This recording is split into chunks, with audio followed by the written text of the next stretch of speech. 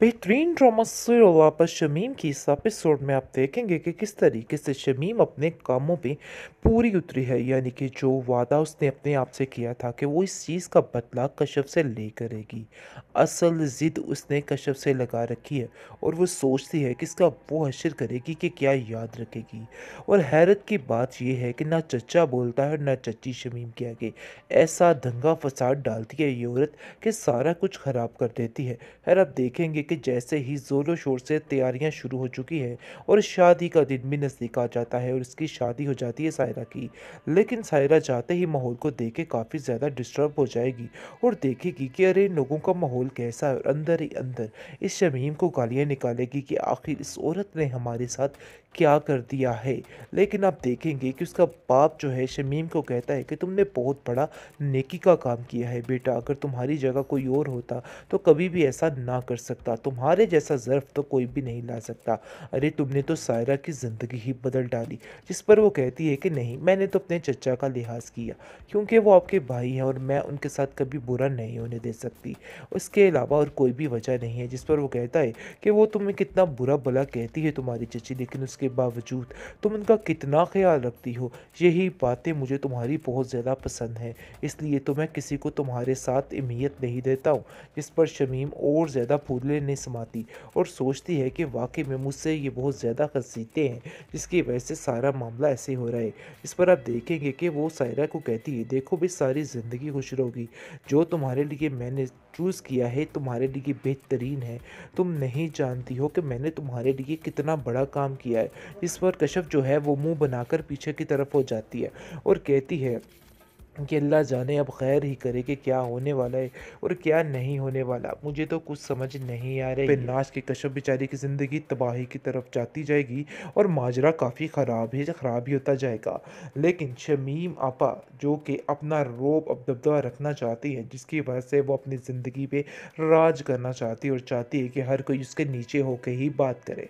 हत्ता कि वो अपनी चचा चाची का भी बिल्कुल लिहाज नहीं करती है और किसी बड़े की उसको तो तमीज़ ही नहीं रही। बस उसको ऐसा लगता है कि जैसे मैं ही सबसे हूँ अफसल और सबसे आला, कोई भी मेरे से ऊपर नहीं है।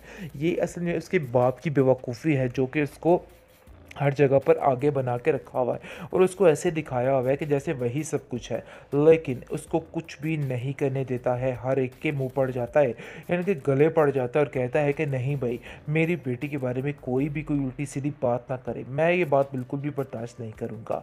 लेकिन ये बात बहुत ज़्यादा चुभ जाती है सबको, क्योंकि जान चुके हैं चचा चची की ये शमीम जो है किसी भी हाल में खुश नहीं हो सकती। लेकिन फिर भी अपने बड़े भाई के हाथों मजबूर होकर बेचारा खामोश हो जाता है, क्योंकि वो जानता है कि नहीं, मामला ख़राब ही लगता है।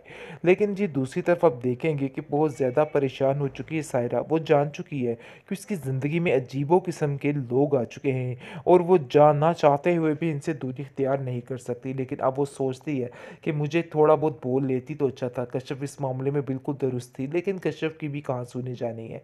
उसको भी इन लोगों के अंदर ही बसना है, चाहे वो जितनी मर्जी होशियार और चालाक बन जाए, लेकिन फिर भी उसका कुछ भी नहीं होना है। क्योंकि जो औरत उसके पल्ले पड़ चुकी है वो उसका हाल बेहाल करके ही दम लेगी, क्योंकि उसने भी ठान ली है कि इसको वो मैं यानी कि मज़ा चखाऊंगी और इसका वो हश्र करूंगी कि ये याद रखेगी। बस इसी लालच में ये औरत कश्यप की ज़िंदगी को तबाह करके रख देगी और सोच रही है कि बस मेरा अब मकसद यही बन चुका है। उसकी बहन उसको समझाने की काफ़ी कोशिश करती है कि देखो ऐसा मत करो, ऐसा मत करो, लेकिन कहाँ सुनने वाली है वो किसी की एक नहीं सुनेगी। फाइनली बेबी बाजी की टक्कर का आ चुका है एक और ड्रामा, यानी कि मैदान में आ चुकी हैं आपा शमीम, जो कि तहलका मचाने वाली है। तो ज़रा व्यूवर्स परेशान मत होइएगा, क्योंकि इस ड्रामे का भी अपना ही मज़ा आएगा, क्योंकि आपा शमीम जहाँ भी आती है तहलका मचा कर ही रहती है।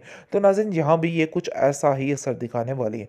जैसा कि आप देख रहे हैं कि जैसे दबदबे अपने रोब और दबदबे के साथ इसने सारे घर को अपने हैंडल में किया हुआ है, अपने इख्तियार में हर चीज़ चीज़ रखी हुई है। लेकिन कहीं न कहीं दिल की ये बुरी नहीं है। लेकिन फिर भी दिल का क्या करे, अगर ज़ुबान ही आपकी इतनी कड़वी और गुस्सैली हो, तो फिर दिल का क्या फ़ायदा? ख़ैर आप देखेंगे कि फ़िलहाल इसकी चालाकियाँ शुरू हुई हैं और एंड देखिए कहाँ तक जाएगा। यानी कि वहाँ पर यहाँ पे ज़्यादा ट्विस्ट आएगा जब इसके भाई अब्दुल बारी की शादी हो जाएगी कश्यप के साथ, फिर जाकर मामला काफ़ी ज़्यादा ख़राब हो जाएगा। फ़िलहाल तो आप देख रहे हैं कि किस तरह से अपने हंटर हुक्मरानी की वजह से सारा कुछ हथियाए बैठी है। लेकिन इसने सायरा का भी ऐसे ही रिश्ता करवाया और उसका घर भी ऐसे ही उजाड़ने की कोशिश करी है। कहीं न कहीं इसकी चच्ची ठीक है और वो सही कहती है, अपने शोहर से कहती है कि आखिर ये क्या माजरा है? कब तक ये सारा सिस्टम इस तरीके से रहेगा? लेकिन कहाँ सुनने वाला है वो, और उसको कहता है कि तुम्हें कुछ भी अंदर बोलने की ज़रूरत नहीं है। देखो हमारे मामलात में इंटरफेयर मत करो। दूसरी जगह पे ताया आपा जो कि बहुत ही खुश है अपनी बेटी शमीम को देख के, देख-देख कर वारे न्यारे जाते हैं और हर वक़्त उसी के गुण गाते रहते हैं और कहते हैं जी मेरी शमीम से आगे तो कोई है ही नहीं। खैर आप देखेंगे कि शमीम ने भी ठान ली है कि जिस दिन की कश्यप ने उसके साथ बदतमीज़ी की है, उसका बदला वो लेकर रहेगी और इसको ऐसे नहीं छोड़ेगी। जिसलिए आप देखेंगे कि वो यानी कि ठान लेगी और कहेगी कि बस मैं अब इस लड़की का काम तमाम करके ही रहूँगी। यानी कि वो शादी करवा देगी अब्दुल बारी के साथ, यानी कि अपने भाई के साथ। वो आगे ही अपनी बहन के आगे-पीछे घूमता है तो मज़ीद अब ऐसा ही होने वाला है। उसके इशारों पे नाच के कश्यप बेचारी की ज़िंदगी तबाही की तरफ जाती जाएगी और माजरा काफ़ी ख़राब ही होता जाएगा। लेकिन शमीम आपा जो कि अपना रौब अब दबदबा रखना चाहती हैं, जिसकी वजह से वो अपनी ज़िंदगी पे राज करना चाहती है और चाहती है कि हर कोई उसके नीचे होके ही बात करे। हत्ता कि वो अपनी चचा-चाची का भी बिल्कुल लिहाज़ नहीं करती है और किसी बड़े की उसको तो तमीज़ ही नहीं रही। बस उसको ऐसा लगता है कि जैसे मैं ही सबसे हूँ अफ़ज़ल और सबसे आला, कोई भी मेरे से ऊपर नहीं है। ये असल में उसके बाप की बेवकूफ़ी है जो कि उसको हर जगह पर आगे बना के रखा हुआ है और उसको ऐसे दिखाया हुआ है कि जैसे वही सब कुछ है। लेकिन उसको कुछ भी नहीं करने देता है, हर एक के मुँह पड़ जाता है, यानी कि गले पड़ जाता है और कहता है कि नहीं भई, मेरी बेटी के बारे में कोई भी कोई उल्टी-सीधी बात ना करे। मैं ये बात बिल्कुल भी बर्दाश्त नहीं करूँगा।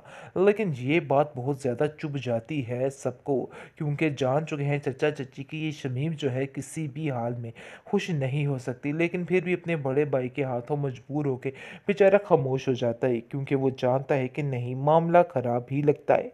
लेकिन जी दूसरी तरफ आप देखेंगे कि बहुत ज़्यादा परेशान हो चुकी है सायरा। वो जान चुकी है कि उसकी ज़िंदगी में अजीबो किस्म के लोग आ चुके हैं और वो जानना चाहते हुए भी इनसे दूरी इख्तियार नहीं कर सकती। लेकिन अब वो सोचती है कि मुझे थोड़ा बहुत बोल लेती तो अच्छा था। कश्यप इस मामले में बिल्कुल दुरुस्त थी, लेकिन कश्यप की भी कहाँ सुनी जानी है।